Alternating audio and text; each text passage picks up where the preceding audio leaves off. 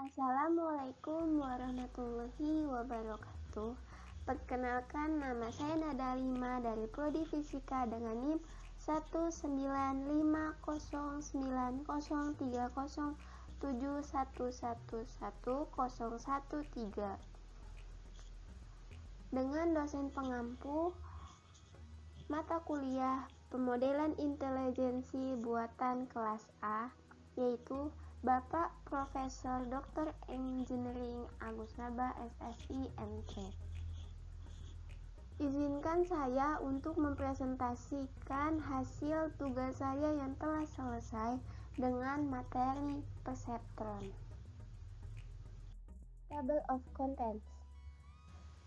Yang pertama yaitu definisi, yang kedua yaitu tujuan, selanjutnya yang ketiga yaitu jenis-jenis, dan terakhir yang keempat yaitu contoh coding.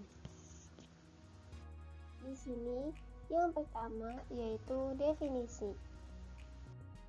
Perseptron merupakan suatu algoritma untuk algoritma yang melakukan klasifikasi biner. Pada perseptron memiliki nilai lebih dari sekian banyak neural network atau upaya untuk mereplikasi aktivitas otak manusia yang sudah ada. Perseptron diperkenalkan oleh Frank Rosenblatt pada tahun 1957. Algoritma perseptron mempelajari suatu bobot untuk sinyal input yang sebagai menggambar batas keputusan dari linier.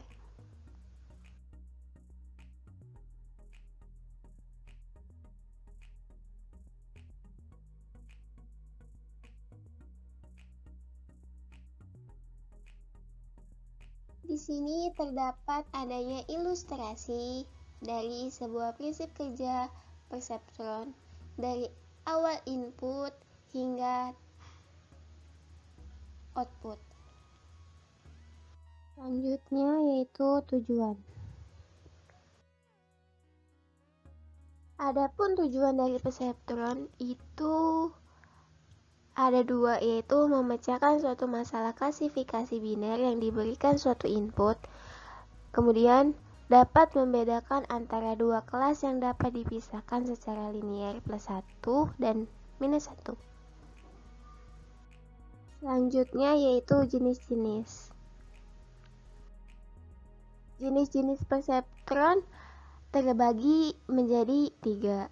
Di antaranya yaitu lapisan tunggal atau single layer. Pada perseptron ini hanya dapat mempelajari suatu pola yang dapat dipisahkan secara linier. Cara kerjanya yaitu dari single layer merupakan yang berasal dari sumber node yang diproyeksikan langsung ke output layer dari neuron atau node komputasi. Dan tidak berlaku sebaliknya. Pemodelan tersebut merupakan jenis jaringan feed-forward.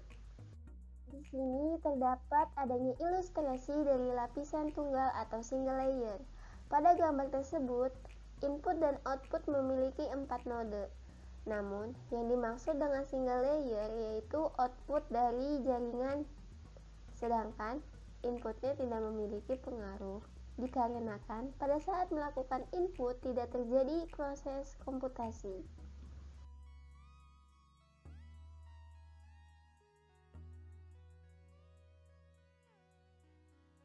Untuk jenis perseptron yang kedua yaitu multilayer. Pada perseptron multilayer atau jaringan saraf feed forward dengan 2 atau lebih lapisan yang memiliki kekuatan pemrosesan yang lebih besar, memerlukan suatu jaringan yang bisa menampung sehingga terdapat adanya cara kerja multilayer, yaitu input layer menyuplai input vektor pada jaringan. Kemudian, input yang dimasukkan melakukan komputasi pada layer yang kedua.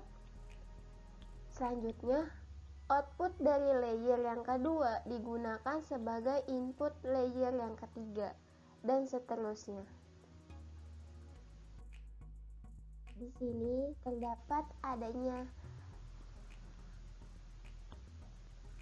ilustrasi dari multilayer yang seperti ini.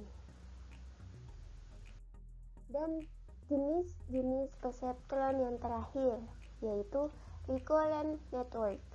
Recurrent network terbentuk dikarenakan pada jaringan single layer dan multilayer harus memiliki feedback untuk dirinya pada setiap loop jaringannya.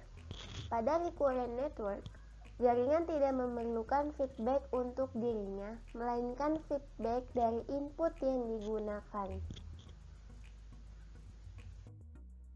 Sehingga terdapat adanya ilustrasi dari recurrent network.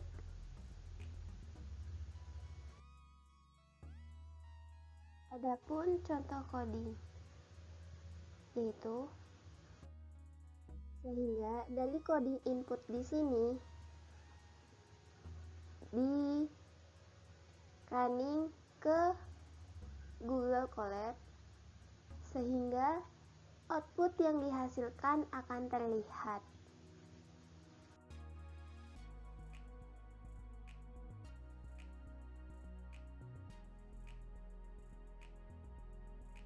Jika coding input sudah dimasukkan ke Google Colab, semuanya selanjutnya di running untuk didapatkan hasil outputnya.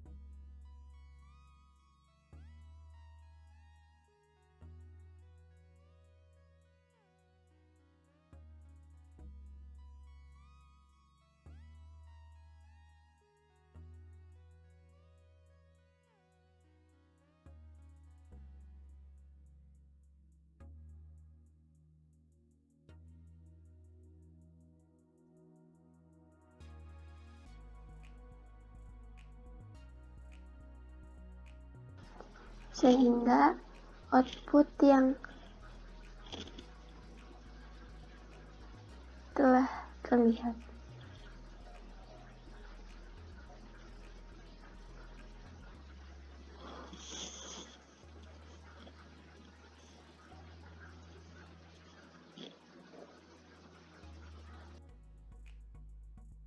Sekian dari saya. Mohon maaf jika terdapat kesalahan. Wassalamualaikum warahmatullahi wabarakatuh.